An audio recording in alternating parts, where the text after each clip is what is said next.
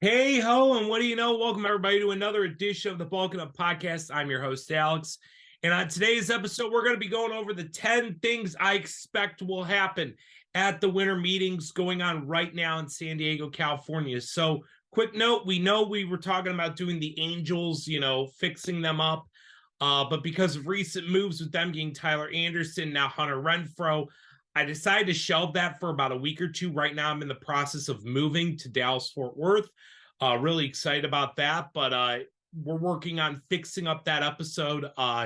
Originally, it was going to be a full blown rebuild and talking about the future for the Angels. But now, with the way they're going, looking to compete, I didn't feel like that was going to be a fair episode, especially with what's going on right now with the Angels. So I decided to go with what they're doing and create a different scenario that I think actually now looking at makes them at least a wild card contender next year. Shocker, I know. But I hope you guys will enjoy that. That's going to be coming out maybe in the next week or so. Just a quick note, I don't know how soon I'm going to have my internet in my new place and everything. So it might be a little bit before the next episode. I'm trying to get a couple of episodes out in the meantime. But hope you guys enjoy, though, this episode. These are the 10 moves I expect to see happen at the winter meetings. All right, let's start with probably the most obvious thing that I think is going to happen at the winter meetings. I think Justin Verlander is going to sign with the New York Mets. After losing Jacob deGrom to the Texas Rangers, which is something we did call in our predictions, I do think now the door is open for Justin Verlander to go to the Mets.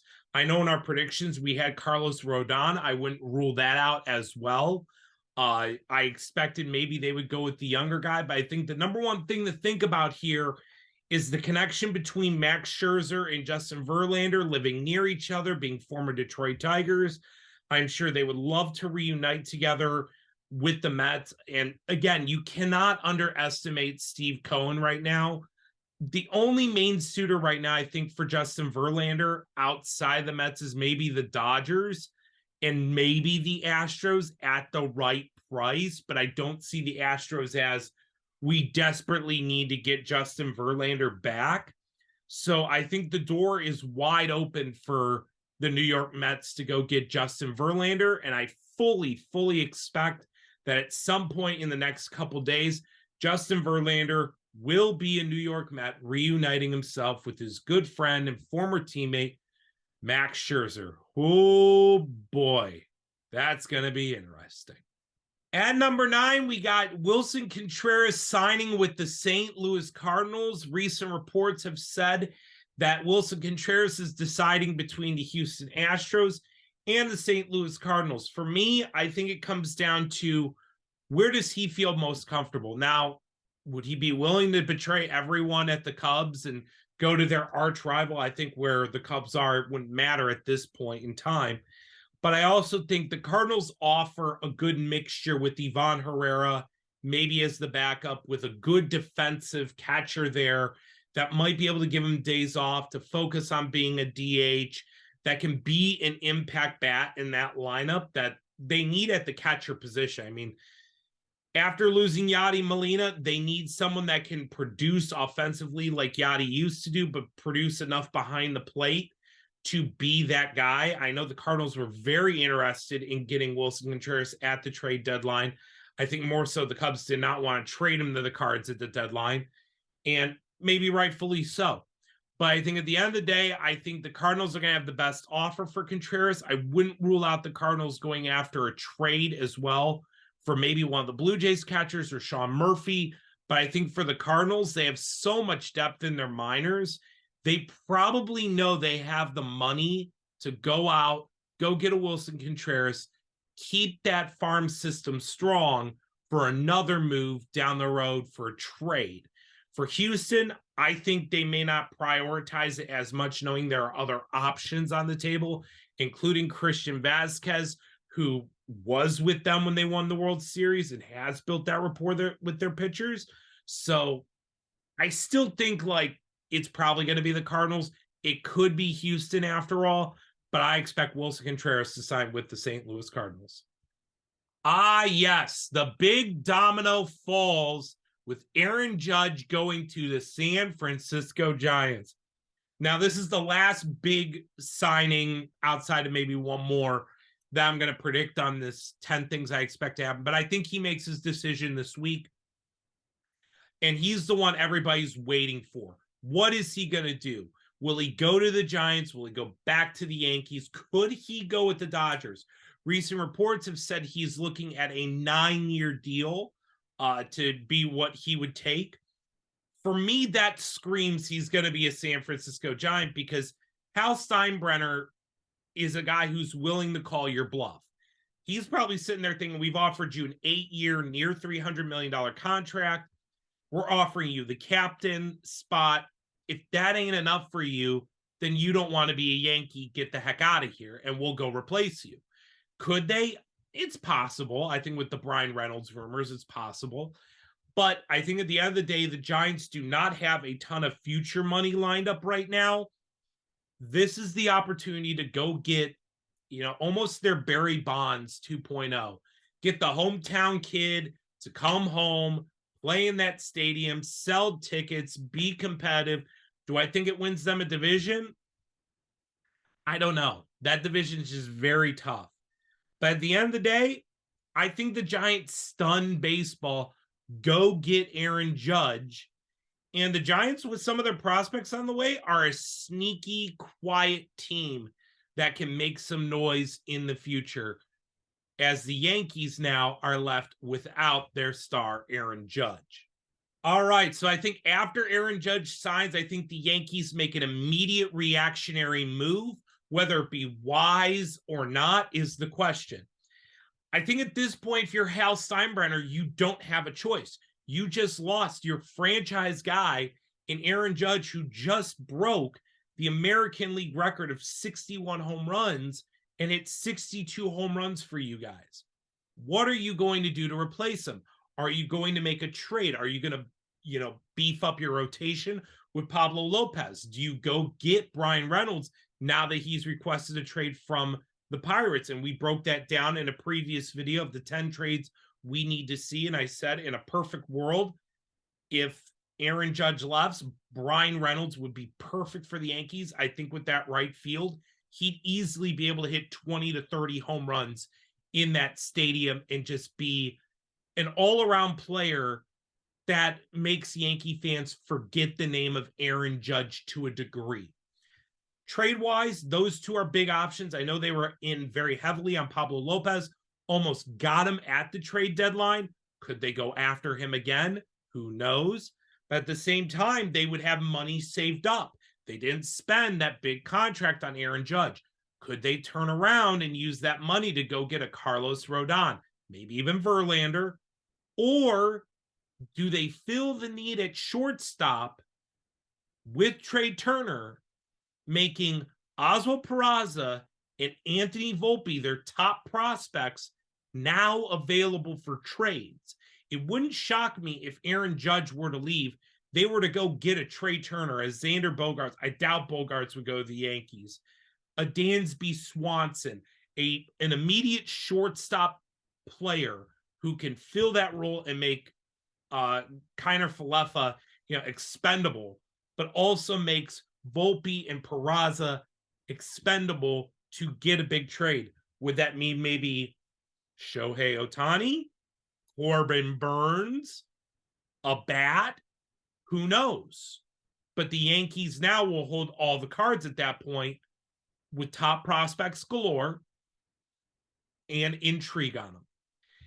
But at the end of the day, I think if this were to happen and they were to go get a guy like, maybe, let's say, they trade for Reynolds and they sign Rodon, the Yankees, I don't think, are going to lose a step here. In fact, I would argue they might be on paper slightly better than what they were a year ago, because you put Rodon with Cole and Cortez and you fill the role with Reynolds, and you have Peraza and Volpe start up in the majors and they live up to expectations. The Yankees may not miss Aaron Judge as much, and it might be a reason why Hal Steinbrenner calls the bluff, because it might be, at the end of the day, the smart move. Whether Yankee fans want to believe that or not, it might end up being the smarter move to let Judge walk. And now we come to my good friends at the Toronto Blue Jays, Ross and Mark. Hey, Mark. It's an inside joke if you know me. But anyways, I think the Blue Jays are going to use their catching depth to improve either their outfield or their rotation. The Blue Jays have three guys, Alejandro Kirk, Gabriel Moreno, Danny Jansen, all of which are going to be highly sought after catchers on the market. Now, Kirk's more of a hitter and not a defender. Moreno is probably the best all around of the three. And Jansen, I think, is a solid defender who had a breakout offensive season. I think he might regress next year, but he's going to be the cheapest out of the three. Obviously, you point to the connection with the Guardians. Mark and Ross both being from Cleveland, knowing Antonetti and Chernoff very, very well. I would expect them to talk about Kirk and Moreno with the Guardians, and if the Guardians had to settle for Jansen at a cheaper price, they'd do it. I do expect them to swing on someone like a Brian Reynolds. I think a three-way deal, this has been floated around on Twitter, a three-way deal of Reynolds going to Toronto, Kirk or Moreno going to Cleveland, and a bunch of prospects going back to Pittsburgh makes a ton of sense. We had one trade where Ricky Tiedemann goes to the Pirates, which is the only thing outside of Kirk the Blue Jays give up, and they get Brian Reynolds, and the Guardians give up Rocchio and other prospects as well to make that trade work. That's an idea that makes a ton of sense for all parties. Would they do it? Who knows? In terms of pitching, obviously now with the Colton Wong trade, our dream of Brandon Woodruff to the Blue Jays is out the window. So now who would they trade for? That really becomes the question. Who's really available? Do you go after Pablo Lopez? Do you go after Jesus Luzardo? Do you go after one of those Marlins arms? Do you go after somebody within our team? Maybe one of the A's pitchers that may not cost as much and just as effective. Or maybe you find a way with Cleveland to get Cal Quantrill, which I doubt they'll move him. Or you settle on a Zach Plesac who has experience, but is probably more of a back-end starter to fill out your rotation. It's possible they go one of these ways. I do expect one of these catchers to be moved at some point. I think at the winter meetings, there's going to be a lot of talk. I think once the Sean Murphy domino falls, the Blue Jays hold all the cards, and it's going to get very interesting. I think another team to keep an eye on is Tampa Bay. Yes, it's in division, but I wouldn't be stunned if they were to trade one of their catchers to a team that needs something like that, like a Tampa Bay who has a very deep farm system and pitching that Toronto might be interested in. Number 5, I expect the Cleveland Guardians to be our big winners at the winter meetings, making not one, but 2 big splashes of Josh Bell and Sean Murphy. I think at the end of the day, especially with Sean Murphy, if the Cardinals are going to get Wilson Contreras, which they're in the final 2, if they get them, the Guardians hold all the cards in the Sean Murphy discussions. Tampa Bay is up there. I think they have a lot they can offer, but I think there are certain prospects they're completely unwilling to move that push it into Cleveland's favor. I think Cleveland is open to moving a George Valera. I think they are open to moving Brian Rocchio. I think they might be willing to move a Gavin Williams or Daniel Espino if necessary. They would prefer not to, but I think if they needed to, they would. So I think the Guardians hold all the cards at that point for Sean Murphy, and we get him. And I've been told multiple people in the organization expect Chris Antonetti to go get Sean Murphy. I was told this a month ago that the Guardians were very much in on Sean Murphy, and one saying, I honestly expect us to get him at some point. Take that for what you will. I believe that. Sean Murphy fits what the Guardians look for in a catcher and provides the offense that they need behind the plate. And I think he's still scratching the surface of his offensive potential. So I think in a better lineup where he's better protected, I think he could be even better. Then you got Josh Bell, who's a very good offensive first baseman. I think he'd fit beautifully in Cleveland. Cleveland went very aggressively after Jose Abreu. I've been told the main reason why Abreu didn't take their 3-year deal, on top of maybe it was a little bit more money by the Astros, Jose Abreu really believes that the Astros can go back to back, and he wants to win a ring right now. Nobody blames him for that. But the Guardians made a very serious offer to him. I think they will definitely be in on Josh Bell and Trey Mancini to kind of take the pressure off of Josh Naylor and really make a well-rounded lineup. I think if they were to pull this off, getting Josh Bell and Sean Murphy at the winter meetings, I think a lot of people are going to look at Cleveland as a potential World Series contender, but also the clear favorite to run away with the AL Central next year. And number 4, I don't really expect much from the Los Angeles Dodgers, but I think there's a bigger plan in play. I mean, look, at the end of the day, Farhan Zahadi, I mean, he's one of the best in the business, along with Andrew Friedman. I mean, these guys know what they're doing. I don't think they're going to miss on players for lack of trying. I think it's for lack of, where are they going to play? What is their role? So that's why I think Verlander has made a ton of sense. Rodon's made a ton of sense because they need another arm in that rotation, or one of the shortstops, Bogarts, Turner, because they may need a shortstop.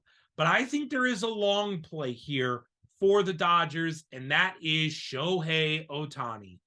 I think if they don't get Verlander, I think they're going to aggressively pursue Shohei Ohtani with the Angels, and they have the wherewithal to get him.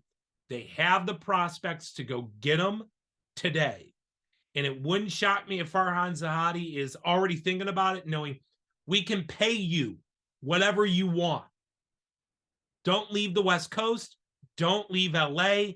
We're trading for you. Here's your contract. Sign it. And you get your ace pitcher with a 40-homer bat at the same time. You're crossing off two things at once that you need. And I think Shohei Ohtani and the Dodgers would be amazing. I think he would be amazing there. And I fully expect the Dodgers at some point to land him. But I think right now, the plan is simple. Shohei Ohtani is our goal. We are going to get him at some point. And if we miss on a couple guys today, we're not going to be disappointed.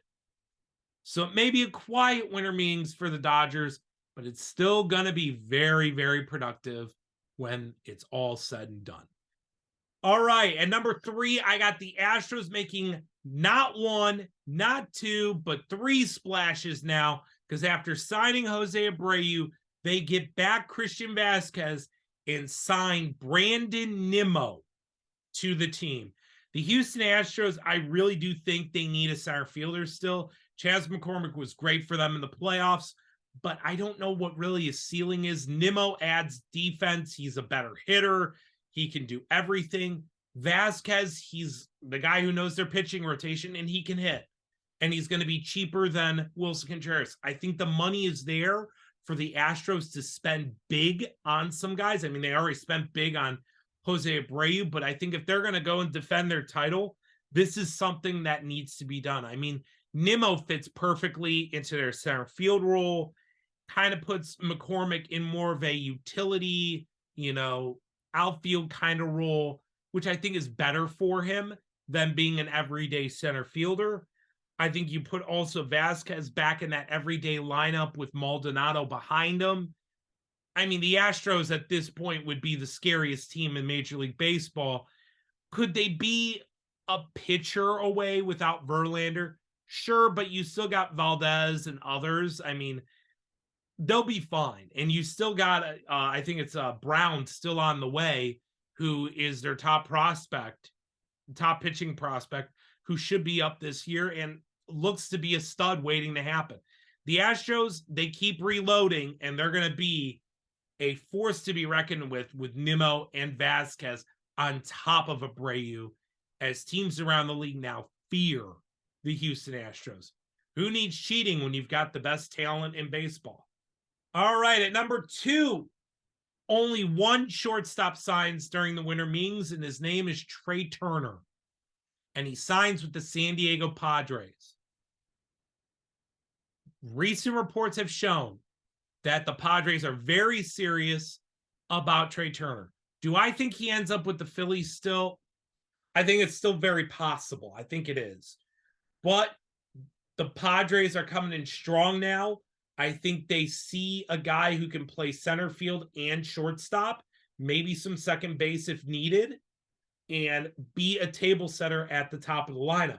Remember, they don't have Fernando Tatis to begin the year next year. And I would say an even bigger question, a little bit of a teaser, do you really want to continue moving forward with Fernando Tatis? That, I think, is a real question in San Diego. But it has to start somewhere. With the winter meetings being in San Diego, I think they make a huge splash and they go get Trey Turner to be their shortstop and their leadoff guy every game. And he becomes that guy that really sets the table. Now, there are some concerning things as he enters his 30s. I think his chase rate is getting a little bit worse every year, and that's not good. I've seen some of the pitches he's chasing. I don't know how it's going to translate into his 30s, but he's still one of the top talents in baseball, and he's worth every penny for his speed, his ability to produce runs, whether it be hitting home runs, whether it be getting on base and scoring runs. It doesn't matter. Trey Turner is worth every penny at this moment in time, and I think the Padres shock baseball and get Trey Turner to be their shortstop. And number 1, the shocker of all shockers, because of the signing of Trey Turner, the Padres start openly shopping Fernando Tatis Jr. Yes, I think this is a very real possibility after his PED suspension and the continued showing of immaturity by him. I think the Padres may have seen enough. They went to the NLCS without him. Why do we need this guy? Maybe we can trade him in his contract. No harm, no foul, and everybody's going to line up to get him. And I think that's the case. I think if a Fernando Tatis Jr. were to become available, it'd be one of the biggest shopping, markets, in terms of trades we're ever going to see. And they can range from any team. It can be the Yankees who need a shortstop going forward. Would they give up Volpe and others to go get him? Or would it be a 3-way trade even where Volpe and others go elsewhere and maybe a Shohei Ohtani goes to the Padres? That's a thought. Or maybe the Cubs, who want to sign one of these shortstops, say, you know what, we'll deal with, what's going on with Tatis, and we get younger and we have him pretty much locked up. It wouldn't be a bad idea for the Cubs to consider that, and it'd be a piece for them to truly build around right away. Wouldn't shock me if the Orioles were involved, because again, I've been predicting they might go after a shortstop and they have the money to spend. Would they go after a guy like Fernando Tatis and put him in shortstop? Or even, dare I even say, would you move Cedric Mullins and move Tatis to center field at some point? That's an interesting possibility. And a lot of people have said Tatis might be a better defensive center fielder than a defensive shortstop. So maybe the Orioles see that. But they have the money. Why not go get one of the top talents in baseball? And I think lastly, Fernando Tatis would be an ideal piece for the Los Angeles Angels to straight up trade Shohei Ohtani for. And I think San Diego is a team that with Yu Darvish would be able to re-sign Shohei Ohtani and pay him what he wants immediately. So at that point, you're talking about a situation where the Angels have the talent to go get him, and you're filling it with a major league ready need. They need a shortstop. He'd change the game for them. You'd have your successor to Mike Trout as the face of the franchise. Have him work with Trout. See what you can do with that. Now, would the Angels be any better? That's debatable. That is still debatable. But it would be an intriguing scenario to go get a Fernando Tatis Jr. I think the bigger question is, would they want that kind of contract on the books with Artie Moreno trying to sell the team at this point? That's a bigger question to be had. But I can guarantee you a lot of teams in baseball are going to line up, even small market teams. Wouldn't shock me if a Cleveland would line up if they felt it was, doable, and he would be a fit and say, here's all of our shortstop prospects. Here you go. Take them. And they take them. Now, it's not realistic, but it's a thought process. Even the Rangers, I could see the Rangers, if they think he's an outfielder, they go after him. They would have unlimited amounts of suitors to go get this guy, and they'd be able to either A, restock their farm system after trading Juan Soto, or B, get multiple major league players that can help you get over the hump and back to the World Series next year. Because again, he's suspended to start the year. If you sign a Trey Turner, is it really worth keeping him around when you can get 2 to 3 major league pieces right away that are going to be impact guys and change the way your team performs come October? I think the Padres are going to actively shop Fernando Tatis Jr. at these winter meetings. And there you have it, my 10 things I expect will happen at the winter meetings this week. What I miss, what did you guys agree on? Do you think I'm crazy about the Fernando Tatis situation? I don't think I'm as crazy as I think. But tell me in the comments below. We're still finalizing everything with the podcast, but make sure, be ready for that. I'll start posting links on here to make sure you're signed up for that. Basically, it's the same thing. So if you don't want to watch on YouTube, we'll have it there. The next episode is going to be how we're going to fix the LA Angels. That's pretty much done.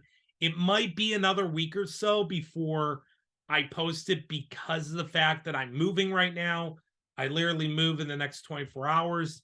It's going to take me a couple days to get to Texas, but excited about it. And thank you guys for watching. I know we've gotten a lot of views over the last few weeks. If you are not subscribed, make sure you are subscribed below, and make sure you have the notification bell on to make sure you don't miss any episodes, because once I get settled in Texas, we're going to be churning these things out all off season. I'm excited to keep going with this. I've been having a lot of fun doing it. Hope you guys are enjoying. But until next time, you guys, I'm out.